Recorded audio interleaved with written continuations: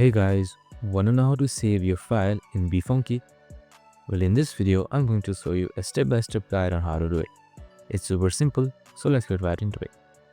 Now, just simply open up your website and type in befunky.com or just open up the BeFunky application. The choice is yours. Now head towards your project and open up your project right here. Now, once you're done editing and doing all your stuff, in order to save it, it's pretty simple. On the top right here, right on the right side of open, you can see save option. Click on it. Now, on the drop down, you can see various options. You can go save on your computer, BeFunky, Google Drive, and so much more. The choice is yours. For now, for this demonstration, I'll just save on this computer.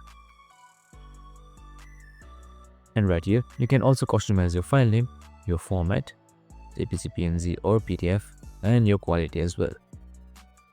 Now once you're there, you can also use your watermark, create your watermark template, and so much more.